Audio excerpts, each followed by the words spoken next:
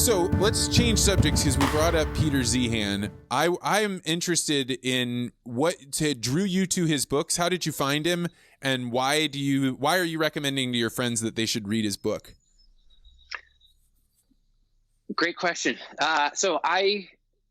He was a guest on Patrick O'Shaughnessy's podcast, Invest Like the Best.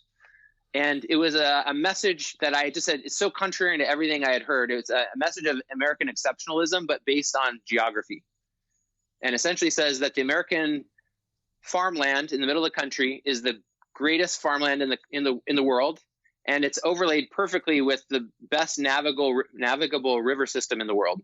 And when you put those together, it gives the U.S. a huge advantage compared to any other country in grain exports.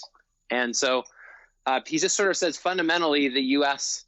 has this great it's partly that we can grow grain cheaply and transport it well, but also rivers allow cultures to build in a way that you don't get in mountainous areas. And then you add on top of that, we have oceans protecting us on the east and west, and then forests and mountains of the north and deserts and mountains of the south. And he just says we have this great center of the country that's very fertile, and then we have really good borders. And I just had never heard anyone. It seems like we always hear about doom and gloom about our country, and it was just really interesting to hear. Like, here's a really concrete message that I think we're actually in really good shape, and it flies in the face of almost everything I've heard the last couple of years. And so I don't really know if he's right or not. I'm kind of pretty skeptical of everything that I read, but I'm trying to figure out, like, do I believe that he's right? And certainly, like, on the geographical sense, you can verify we have the most navigable riverways. It is a giant area to farm, and so I think there is some fundamental, like, truth to what he's saying. Yeah, he had some observations about, like, Brazilian soy, which I thought was really interesting. So Brazil has these gigantic farms that are not measured in acres like they are here in the U.S. They're measured in hectares. And or how do you even say that? Hectares? Hectares. Well, hectares. But those are roughly, I mean, they're 2.5 acres in a hectare. So they're not that. But they're also huge volumes. They're not like giant farms. Yeah, giant farms. It's not 10,000 acres. It's like 100,000. 80,000. Yeah, that's right. So, but then he also made a point that I had never thought of, in that Brazil may be growing this in less than ideal conditions, but they also have to transport it, and they don't get the benefit of their major river, the Amazon. So they have to pass it over mountains, which means the cost of goods is actually really high, which is a good way to think about that. And in all of my time talking about agriculture and commodities, nobody had ever pointed that out to me. So I have to give him credence that he sees the world through a different lens than I do.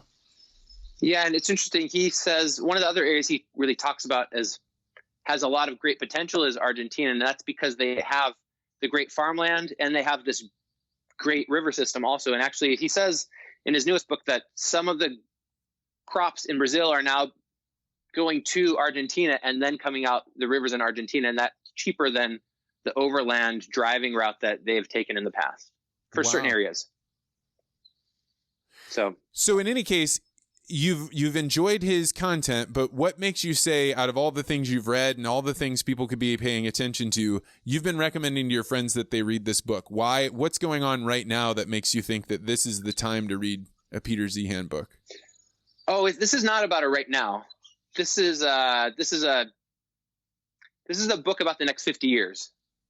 So you don't need to read it right now. It's just that I've read it right now, and I want to talk to somebody about it. But because I'm trying to figure out, like, do I believe this or not? I mean, there's really concrete ramifications. If you think he's right, you know, most investors say, like, you need a diversified portfolio, and so they'll say, like, you should have some in the United States and some international. If you think Peter Zeihan's right, you should have virtually all United States. You shouldn't really be doing international. And that, I think almost all investors would say, like, that's a crazy idea. But if you truly believe in his hypothesis, then you would really invest in the United States in a few key areas.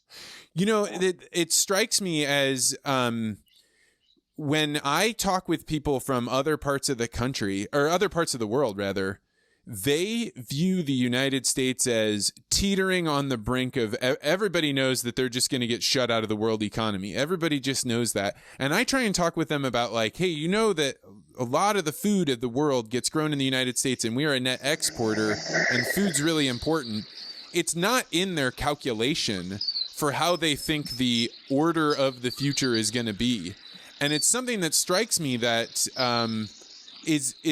I want to make sure that I'm not being U.S. arrogant and thinking that the post-coronavirus world couldn't possibly be without the United States at the center of it.